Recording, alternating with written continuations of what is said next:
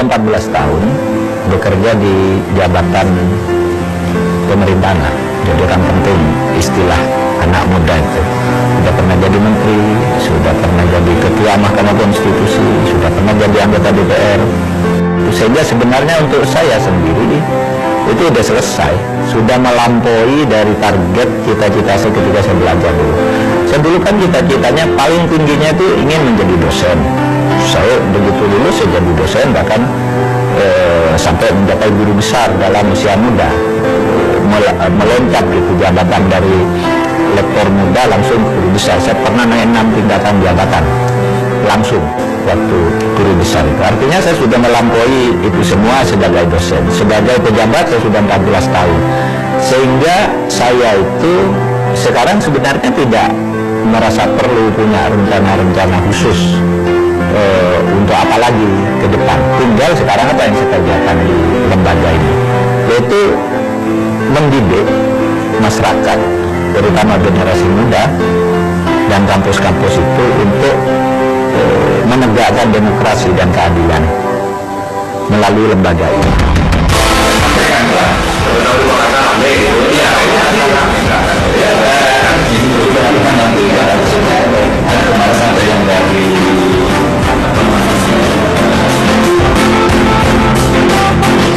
Itulah sedikit kegiatan mantan Ketua Mahkamah Konstitusi Mahfud MD saat ini. Di lembaga MMD Inisiatif, Mahfud MD memberi ruang untuk menampung keluhan masyarakat akan persoalan hukum yang ditangani Mahkamah Konstitusi. Tidak kurang 7 perguruan tinggi di Indonesia pun silih berganti didatanginya untuk mengajar. Julukan dosen terbang pun kini disematkan pada putra Madura ini. Selama 14 tahun karirnya di pemerintahan, Mahfud banyak ditopang orang-orang dekatnya. Dan ada satu orang yang hingga kini masih setia menemaninya. Kalau orang kepercayaan dalam arti yang membantu saya tentu banyak. Nah misalnya yang agak kontinu ikut saya sampai sekarang itu, di sini di kantor ini ada teman namanya Imam Marsudi. Itu sudah ikut saya, membantu saya sejak tahun 2000 saat saya waktu itu menjadi Menteri Pertahanan. Lalu ada kegiatan-kegiatan di luar kementerian, di masyarakat, ormas apa itu, biasanya dia membantu saya. Lalu ketika saya berhenti jadi menteri, saya memimpin PKB, Partai Kebangkitan Bangsa. Dia menjadi sespri saya. Sampai saya menjadi anggota DPR, dia juga menjadi sespri saya di DPR. Imam Marsudi, pria kelahiran Madura 44 tahun silam ini, juga mengawali karirnya sebagai seorang politisi dari Partai Kebangkitan Bangsa. Namun, perkenalannya dengan Mahfud MD sebenarnya telah terjalin sejak Imam masih menjadi mahasiswa di IAIN Sunan Kalijaga, Yogyakarta. Dan garis tangan itu pun berlanjut. Tahun 2000, Imam bekerja menjadi staf di Dewan Pimpinan Pusat PKB, dipertemukan kembali dengan Mahfud MD. Begini, saat itu saya menjadi staf di DPP PKB sebagai sekretaris pimpinan. Nah, sekretaris pimpinan itu tugasnya melayani semua pimpinan dari ketua umum sampai ke jajaran ketua. Nah, ketua umumnya waktu itu Pak Ali Shihab. Nah, karena Pak Ali Shihab ini sudah mempunyai sekretaris yang dia bawa dari kementerian waktu itu, maka saya lebih banyak melayani Pak Mahfud sebagai wakil ketua umum. Nah, dari situ kemudian saya mulai banyak berinteraksi dengan beliau. Saya kira Imam barangkali karena sama-sama orang Madura, ada kontak-kontak fisik gitu, ketika ada pertemuan dan segala macam. Nah, yang kemudian ketika Imam lulus, Pak Mahfud juga, kalau nggak salah ya, kalau nggak keliru, sudah jadi tokoh politik di Jakarta. Kebetulan partainya PKB, Imam waktu itu juga di PKB, jadi disambungkan menjadi stafnya gitu.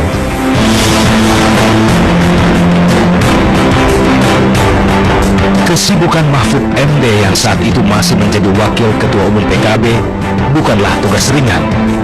Ia tentu membutuhkan orang yang dapat dipercaya untuk membantu menyelesaikan tugas-tugasnya.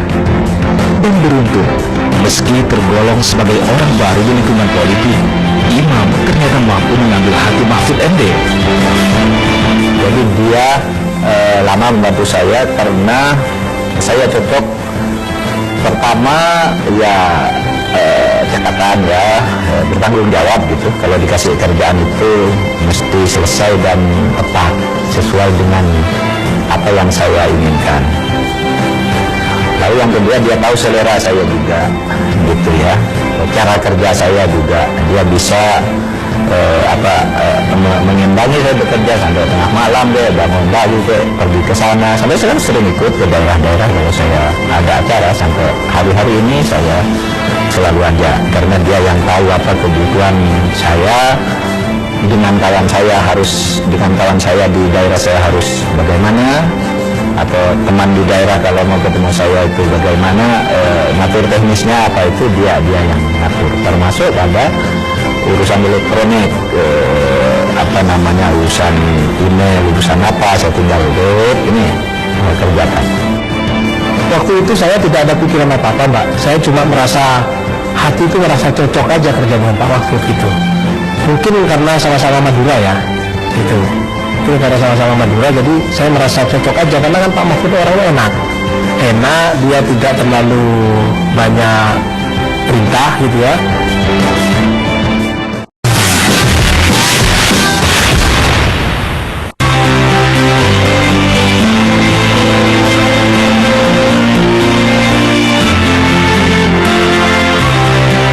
Kalau menurut saya hubungan antara kedua beliau ini lebih dari sekedar teman, sudah seperti saudara, satu dengan yang lain sudah saling memahami peran dan fungsinya masing-masing sehingga bisa saling menanggapi. Bukan berarti sekedar hubungan antara bawahan atasan, tapi lebih dari itu.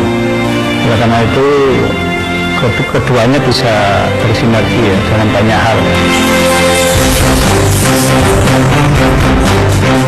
Orang Madura terkenal karena gaya bicaranya yang blak-blakan serta sifatnya yang keras. Tetapi mereka juga dikenal mempunyai etos kerja yang tinggi serta ulet dalam mengarungi bahtera kehidupan. Itulah sebabnya merantau kemanapun, orang Madura bisa bertahan, bahkan berhasil membangun ekonominya dengan baik. Nilai-nilai inilah yang juga terlihat dari keseharian Mahfud MD dan Imam Marsudi. Sama-sama lahir sebagai putra Madura, tanpa disadari, di mata orang lain, keduanya ternyata mempunyai banyak kemiripan.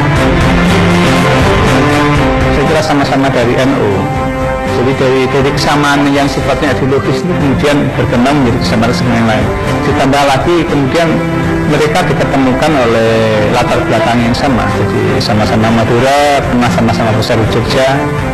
Meskipun semula tidak tumbuh bersama, ketemu di Jakarta, tapi mereka punya kesamaan latar belakang itu. Saya kira itu menjadi faktor keberuntungan ya, yang kemudian bisa menjadi pemikat di antara keduanya. Saya kira sangat harmonis ya.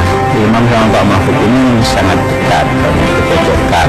Pak Mahfud ini selain dia sebagai seorang intelektual sangat yang sudah diakui waktu itu, juga dia politisi. Imam Marsudi ini punya kelebihan, dia tangkas di lapangan gitu. Jadi Pak Mahfud barangkali cocok dengan Imam ketika harus mengoperasionalkan gagasan-gagasannya di lapangan sebagai seorang politisi. Ini harus mengenal.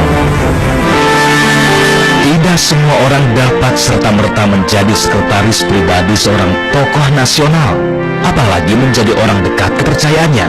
Tentu saja butuh waktu dan proses yang panjang bagi seseorang untuk menentukan siapa orang-orang yang layak untuk dipercaya. Mendapat kepercayaan dari tokoh nasional sekaliber Mahfud MD tentu saja memberi kebanggaan tersendiri bagi Imam Marsudi. Namun baginya ini bukanlah sekedar pekerjaan belaka. Banyak nilai-nilai kehidupan yang bisa dipetiknya. Pak Mahfud selalu sering ya menasihati saya kalau di mobil misalnya gitu, hidup tuh harus hati-hati. Hidup tuh harus hati-hati, Mam. Itu karena kehati-hatian itulah yang akan membawa kita pada keberhasilan. Waktu itu aja. Lalu dia memberikan contoh macam-macam soal kehati-hatian itu. Seperti itu, hati-hati di dalam bergaul, hati-hati di dalam mendidik anak, misalnya gitu. Hati-hati di dalam berinteraksi dengan orang lain, seperti itu. Karena Pak Mahfud itu kan kalau ceramah selalu bilang takwa itu hati-hati. Ya, gitu. Jadi beliau selalu menanamkan kehati-hatian kepada saya. Ya, mungkin artinya menanamkan ketakwaan itu, Pak.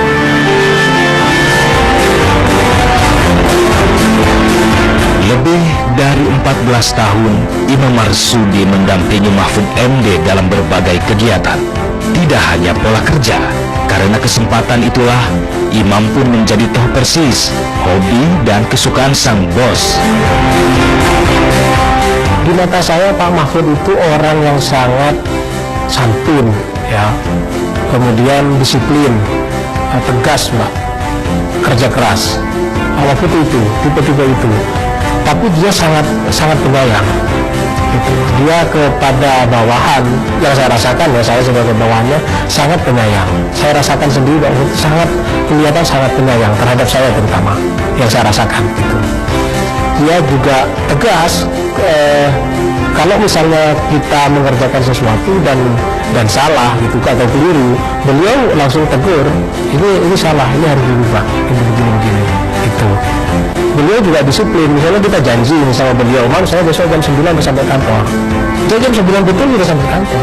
Tidak pernah kemudian dia janji jam 9 tiba-tiba datang jam 11 itu. Tidak pernah, Pak. Hobi beliau itu kalau keluar kota mencari makanan yang enak. Mencari makanan yang enak, ya kuliner itu. Jadi kalau ke luar kota, misalnya ke Surabaya gitu, beliau itu begitu sampai di Surabaya, Mam, kita cari makan yang enak di mana? Nah gitu.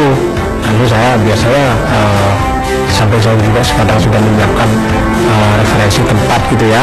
Kalau enggak saya tanya teman di Surabaya yang bisa menunjukkan kira-kira makanan yang enak. Saya tanya apa kira-kira yang mau makan itu.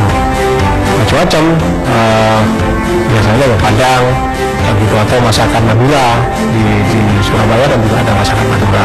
Saya bilang, Pak, di sana ada nasi bober enak, gitu sama gitu. Oh ya, aku suka. Di situ ada di dekat situ ada warung Madura, Pak. Kayak gitu. Enak enggak? Dicoba aja, saya beli kan. Kalau karena warungnya ada di rumah, saya kebetulan saya belikan buku coba ke hotel dan beliau cocok langsung beli. Seorang pemimpin bukanlah seorang administrator yang senang mengatur orang, tapi seseorang yang membawa air untuk pengikutnya, sehingga mereka dapat melanjutkan pekerjaannya. Inilah kutipan peribahasa yang tampaknya dapat menggambarkan hubungan kerja antara Mahfud MD dengan Imam Marsudi. Saya sederhana saja berpikirnya ke Pak Mahfud itu. Pak Mahfud orang baik, orang soleh, dibutuhkan oleh bangsa dan negara ini. Maka saya harus, apa yang kalau Pak Mahfud masih membutuhkan saya, maka saya ingin membantunya. Seperti itu. Jadi tidak sampai muluk-muluk nanti gagasannya Pak Mahfud, pemikirannya Pak Mahfud ingin dilanjutkan oleh saya. Waduh, nggak sampai ilmunya saya mas ke sana.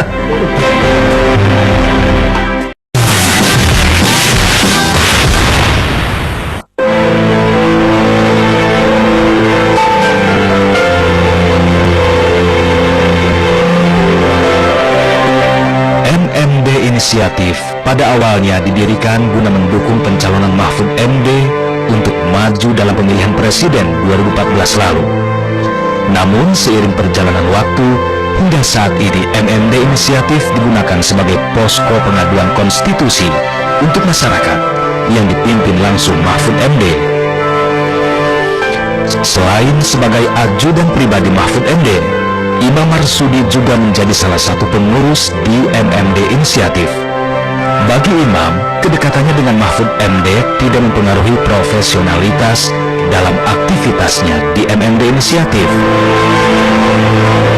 Saya sih nating tulus, Mbak. Saya tidak merasa teman-teman itu iri terhadap pekerjaan saya, apalagi di MMD Inisiatif ya, di tim itu, karena memang jobnya sudah masing-masing gitu. melakukan tanggung jawab dan wewenangnya sudah masing-masing. Jadi saya merasa tidak ada kita saling iri, justru saling mendukung. Jadi kami bisa saling memahami fungsi masing-masing. Apa yang diperankan oleh Mas Imam tidak bisa kami lakukan. Apa yang bisa kami lakukan tidak bisa dilakukan oleh Mas Imam. Jadi kami dengan satu yang lainnya karena saudara. Jadi tidak ada istilah, oh ini terlalu dekat, ini enggak ada. Jadi rasa cemburu misalnya enggak ada. Karena kami ini tim. Jadi karena tim sudah lama berjalan, jadi makin lama bukan makin meruncing, tapi makin lama makin saling memahami. Bagi orang-orang luar yang melihat, menjadi orang dekat tokoh-tokoh berpengaruh di Republik ini tentu saja akan mengangkat nama orang dekat itu sendiri. Tapi bagi Imam, ada nilai-nilai lain yang lebih bermakna, yang dapat dipetik dari hubungan kerjanya dengan Mahfud MD. Karena di samping saya juga ikut dikenal orang, karena kan orang kalau menghubungi sahabat Pak Mahfud lebih banyak melalui saya, terutama soal undangan-undangan. Saya juga merasa terhormat dekat dengan orang seperti Pak Mahfud, karena Pak Mahfud itu bukan sekedar seorang pejabat yang sebidang prestasi ya, tetapi beliau itu juga orang yang sangat soleh Pak, gitu. Jadi saya akhirnya kemudian keturutan untuk meniru sikap beliau, gitu, juga ikut jadi soleh seperti itu. Itu Pak Mahfud. Jadi saya merasa sangat senang dan bangga kayak gitu mendampingi beliau. Maka saya bertahan sampai 14 tahun. Hubungan kerja antara Imam Marsudi dan Mahfud MD yang telah terjalin begitu lama ini tentu saja memberikan pengaruh lebih dalam terhadap kehidupannya. Saya menganggap Pak Mahfud itu mungkin ke saya ya hanya sebatas seperti anak saja kali Mas, kayak gitu. Jadi dia memang membimbing saya di dalam hidup itu. Dia seperti yang saya bilang tadi, gitu ya. Dalam hal pendidikan juga begitu. Pak Mahfud selalu bertanya tentang jenjang pendidikan saya, kayak gitu. Dulu ketika itu masih S1, saya bilang saya mau S2. Beliau bimbing dan beliau pantau. Gitu. Saya merasa beliau itu seperti bapak memantau anaknya aja, seperti itu. Dan sekarang saya memang disuruh untuk sekolah S3 karena sudah lama selesai S2 saya. Kamu gimana sekolahnya? Nanti aja lanjut aja ke S3, seperti itu. Ya sudah, karena beliau bilang begitu, saya kemudian tergerak juga untuk mulai cari-cari informasi mengenai S3 itu, seperti itu Mas. Jadi tidak lebih saya merasakan itu hanya sebagai sebuah ungkapan kasih dari seorang bapak terhadap anak lah, kayak gitu. Terkait imam misalnya ya, saya ingin dia tuh masih muda, ya umurnya 40 sekian kira-kira. Biar dia sekolah lagi. Dia dulu sudah sekolah sampai S2 di UI di sini. Dia ambil S3 dulu, dia karirnya masih panjang. Nanti bisa sambil saya dampingi gitu. Dan saya kira dia bagian dari yang saya inginkan ke masa depan anak-anak muda seperti itu. Sering tanya, gimana mama anakmu, gimana istrimu, seperti itu. Sering sekali. Anakmu sekarang sudah yang paling besar sudah kelas berapa, begitu. Sering menanyakan, atau dia juga sering menyampaikan salam pada istri saya, salam yang berjumpa, seperti itu istri saya kan, gitu. Karena kan kebetulan istri saya di kampung Pak, itu ada di Boyolali gitu ya. Nah, dia juga sering menasihati saya, hati-hati di dalam mendidik anak. Itu jangan sampai anakmu itu nanti salah didik, seperti itu, hati-hati kamu, gitu. Nasihat-nasihatnya.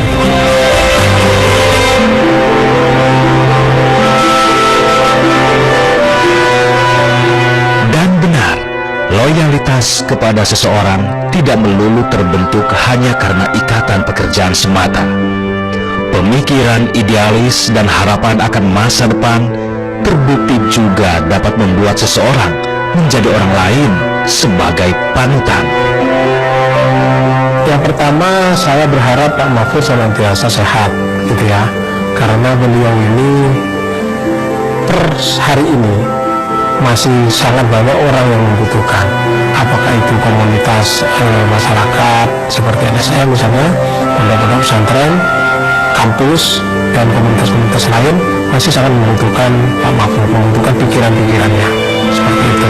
Jadi saya berharap Pak Mahfud ke depan masih tetap seperti ini, dan gagasan serta idealisme dia itu bisa terrealisasikan di dalam membangun bangsa dan negara ini, Pak. Ya, gitu. Itu yang saya harapkan, karena idealisme, gagasan Pak Mahfud dalam memperbaiki bangsa dan negara ini kan di mata saya sangat bagus, sangat bagus. Cuma memang belum ada ruang untuk mengimplementasikan secara maksimal. Saya berharap Pak Mahfud mendapatkan ruang itu.